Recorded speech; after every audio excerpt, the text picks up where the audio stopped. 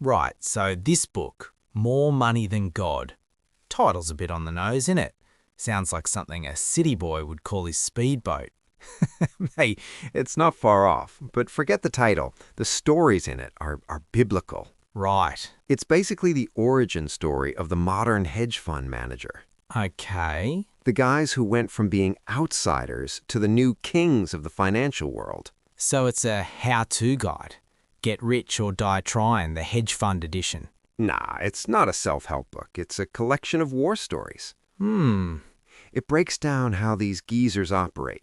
The whole thing started with this fella, Alfred Winslow Jones. Ah, okay. He's the one who cooked up the basic recipe. You buy stocks you reckon are going up, and you short the ones you think are going to tank. Hedging, yeah?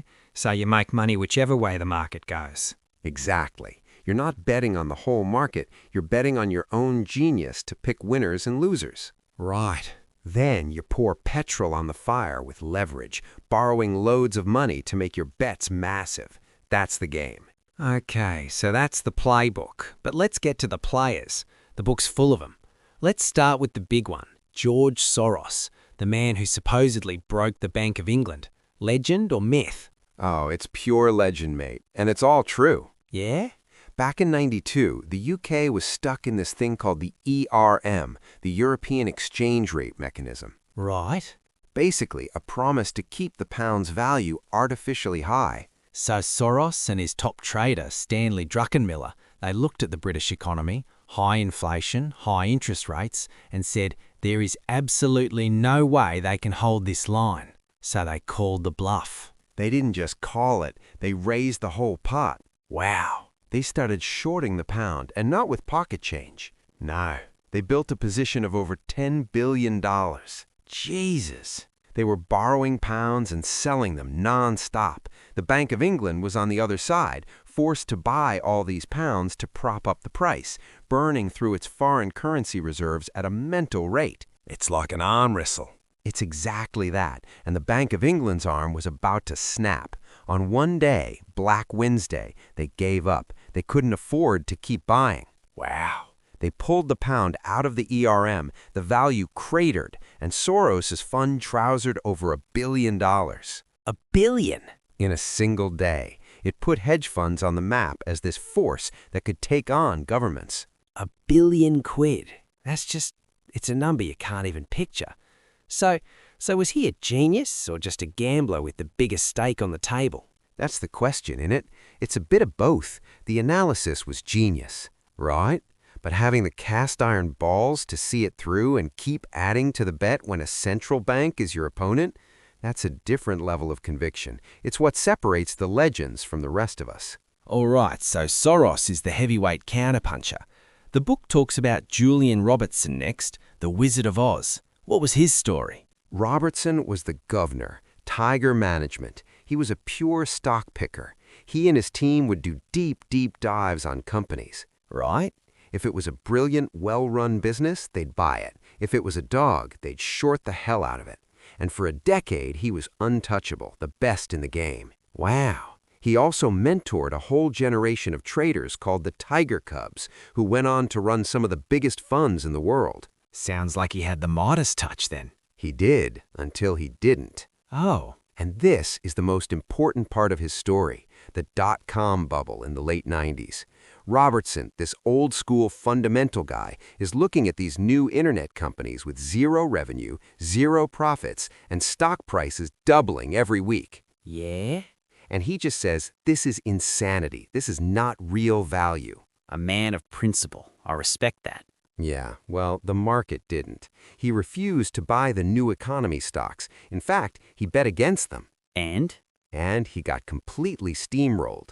Oof. The bubble just kept inflating, and his fund was bleeding money. He ended up having to close his main fund in 2000, right before the bubble finally burst. Oh, no. He was right in the end, but his timing was wrong. It's the ultimate lesson. The market can stay irrational as long as you can stay solvent. Wow. So even the gods can be humbled. That makes it more interesting. What about Paul Tudor Jones? The book paints him as a completely different animal. PTJ is a true trader's trader, the bloke who famously called the 1987 crash Black Monday. He wasn't just a stock picker, he was a master of the macro, of market psychology. No way. He looked at the charts in '87 and saw almost an identical pattern to the run-up to the great crash of 1929. He made a film about it and showed it to his team. He made a film. Bit dramatic. That's him. He lives and breathes the market. He went all in, shorting the S&P 500 futures. When Black Monday hit and the Dow fell 22% in a day, the biggest one-day drop ever, everyone else was getting annihilated. Wow. His Tudor Futures Fund, it returned 125%. What? He almost doubled his money. That's not a trade, that's a prophecy. It's prophecy born from obsessive preparation. The big takeaway from him is risk management. He was paranoid about it. He'd say, don't be a hero, don't have an ego. Right. He had risk managers who could overrule him. He knew that protecting your capital was the only way to stay in the game long enough to make the big calls. Smart. Which brings us to the biggest call of all time, John Paulson. The book calls his 2008 play the greatest trade ever. And it is, no question. This guy was a nobody in the grand scheme of things, a mid-tier manager.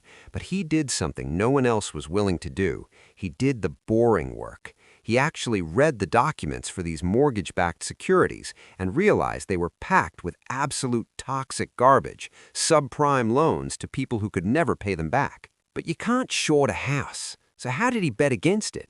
That was his masterstroke. He found this obscure financial instrument called a credit default swap, a CDS.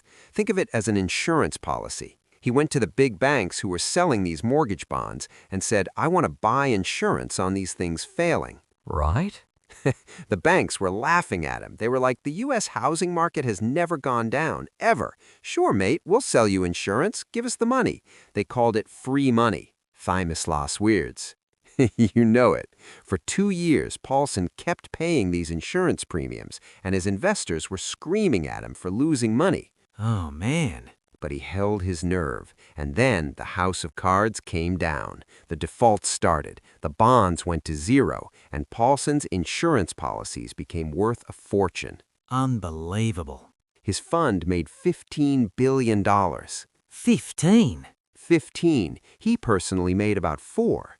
It's the ultimate story of conviction and seeing what everyone else refuses to see. So when you boil it all down, Soros, Robertson, Jones, Paulson, what's the one thing they all have in common, besides being ridiculously rich?